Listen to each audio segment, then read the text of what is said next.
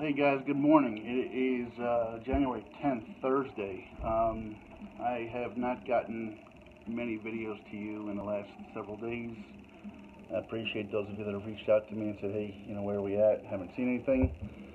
Most of you have a life that doesn't involve me, and that's you don't really miss me a whole lot, and that's okay too. I get that. I just wanted to touch base with y'all. I've actually been wrestling the last couple of days with trying to get a video to you. There's been some topics I wanted to discuss. Again, I try to put some observations out there. But I try to be as real as possible, too. And I think part of me, when I was on my journey and I was having some bad days, one of my biggest flaws, I think, quite honestly, is that I'm not poker face. I wear my emotions on my sleeve. I'm very passionate. So I care deeply. I get frustrated. I do everything deeply. Okay, and so I wanted to do a couple of observations with you guys. I took over a couple of days, but then it kind of took on a bigger scale as I've been kind of pondering. So let me just talk serious. Forget about the observations. I can save them for another day if I remember them. But let's just kind of talk real if we can. So throughout the journey, one of the things I realized in our country is a prevalence of certain things that we all have our issues. We all have our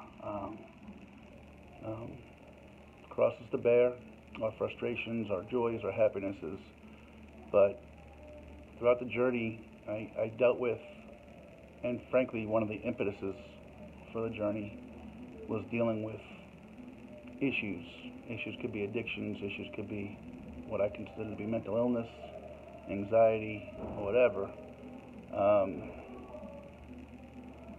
And I've never been involved with somebody that's had an addiction of any kind of enormity, whether it be alcohol or drugs or gambling or sex or whatever. I guess I've been blessed in my life to not have anybody really close to me get consumed by it. I mean, I'm sure, like myself, we all have our vices and our sins. But I haven't had anybody that's been consumed by it. But there are people out there that are battling these things far more frequently than I know. One of the things I challenged myself and challenged you all out there when I was on this journey was to not be wrapped up in a cocoon. We all kind of tend to surround ourselves with people of a like kind, whether it be income level, education level, political view, religious view, whatever it is. We tend to kind of wrap ourselves around with those people. So that's how you view the world because that's who you're impacted by. And one of the things that was alarming to me was two things. And maybe one of them shouldn't have been so alarming, but the level of addiction in this country, predominantly drugs. And the second part, though, is the mental health issue. As a society, we are groomed and trained to hide anything that might have a negative stigma to it and to embrace and share all the positives and all the good things. Let's put a bumper sticker on a car that says, my kid is an honor student at so-and-so. But you don't see any bumper stickers, my son suffers from ADD or my daughter suffers from, body dysmorphia. Yes, sir. How many stop by that? Get that to you about 3 minutes, all right? Thank you. But, we don't see any bumper stickers, saying my daughter suffered from, body dysmorphia. Is that the terminology? My point is we put out what we want people to see. And on the journey, some people very close to me, some people who became close to me, either themselves or their family, were impacted by mental health.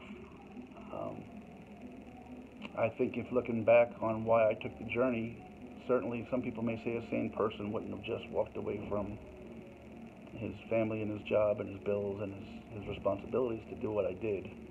And, they may be right. Maybe I wasn't that sane.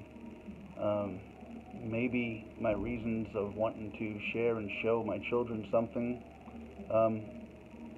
not even maybe, I'm sure there was something I wanted to show myself and see myself. The truth is, maybe the people that had changed who I was, the vibe that my kids picked up on, was, to keep me from going deeper into a darker place. Maybe that was the next step. I don't know. I didn't go there. Maybe it was.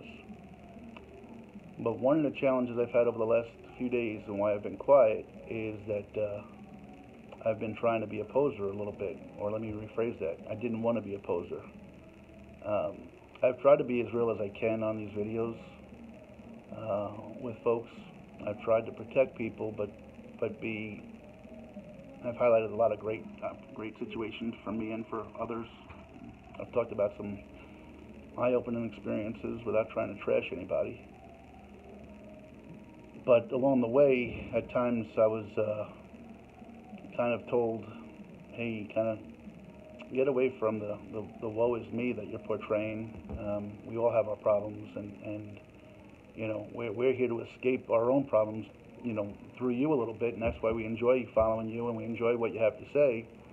And if we want to hear essentially what we see on the news every day, what essentially we see in our own lives, there's not much appeal. So I understand that, and in the last few days I've been kind of choosing to keep my distance from these videos and from you guys, my family, because I wasn't in a good place. I don't know how to be anything but real on the exterior, so I couldn't fake it and feign that I was happy or that things were going well. So I just chose to kind of stay away. I could have come on and used you guys as my therapist and talked to y'all and just vented, but as I said, I'm fully aware that we all have our own problems, and you guys don't need to hear necessarily about mine. But what I can tell you, so that's essentially why I've been quiet for a few days. But essentially what I can tell you is you guys, my PTT family, is always on my mind. The people I've met, I find strength in that. I understand even more so today than I did just 2 days ago how strong addictions, and when I say addictions, I kind of mean, I'm including mental health in there. Not that mental health issues are addictions, whether it's bipolar or anxiety disorder, eating disorders, whatever it is. For those that don't suffer, it's real easy to just kind of shrug your shoulders and say, why don't they just? There's an NFL football player, or a former NFL football player, that has been suspended about 8 times. The guy's got all the talent in the world, has been suspended about 8 times for drugs. And all the talk show pundits and the average everyday citizens that don't face addiction go, what is with this guy? Can't he just kick the weed to have a career? I mean, what is he throwing away? and I look at it that way to some degree, like it's a choice. But at some point, it's not a choice. And I met some people on a journey. I remember I met one family. They lost their son. Took his own life. Had been battling mental illness his whole life. And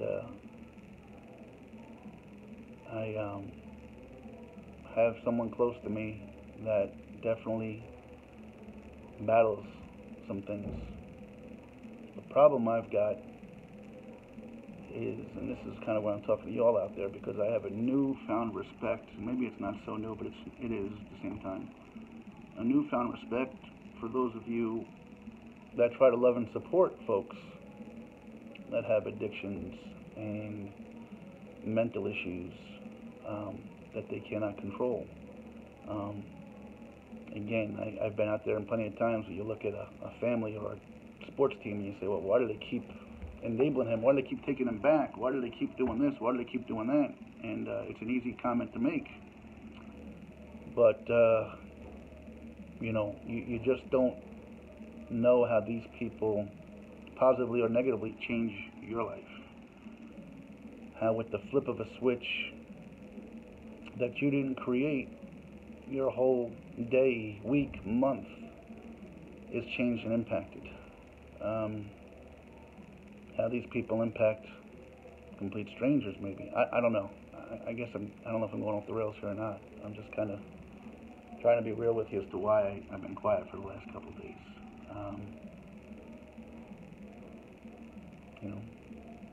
Things that were being addressed, I guess, really haven't been addressed.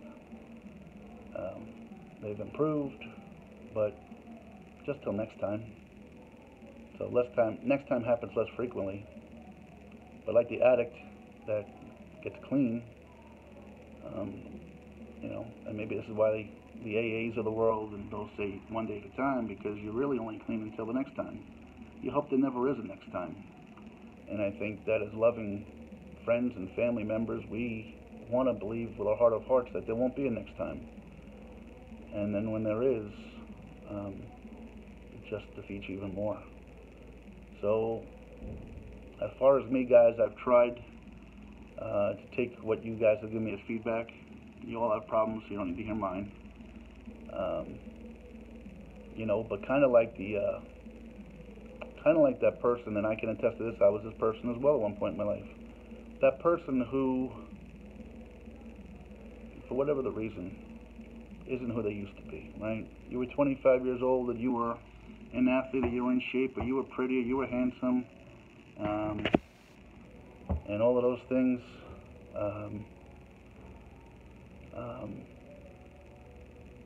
And then life changes. You have kids, you have job stresses, you put on weight, you go bald, you do whatever, and subconsciously, you don't feel like the person you were.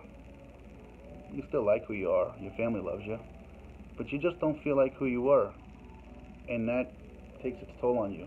That comes out in how you present yourself on a daily basis.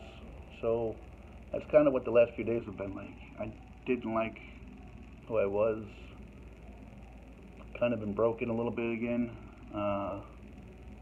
So instead of coming and telling you guys that, when you got your own problems, I figured I couldn't just put on some happy face and pretend. I'm not a very good pretender. I just laid low. So, but this is really just a call to arms to everybody out there that has suffered in some capacity, has loved somebody that suffered in some capacity, and to even those of you that have been blessed to not have anybody remotely close to you to feel your love.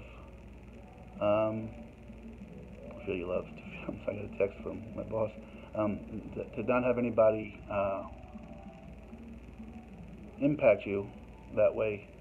Be grateful, but just take a breath to know that there's people out there that are battling things that, to those of us on the outside, we just shrug our shoulders and say, well, then don't do it. If it hurts, then don't do it. If it's bad, then don't do it. Well, I don't think these people at this point are making choices, but they can't stop it. All we can do is self-preservation and try to protect ourselves. I don't know if this video made any sense, guys. I don't know if it did or not. Just want to say thanks for listening. I love you guys. I recall and relive the memories of my trip on a daily basis, truly, every day. Not every minute, but every day. So thank you for that. If you've been impacted by some folks, just find a little bit of appreciation for them if you can. If you haven't been, count your lucky stars, but have an empathetic part towards them. All right, guys. So thanks. I'll be back a little bit more hyped up and with some more positive things going forward. I just want to kind of give you an update. I love you. Thank you, and have a great day.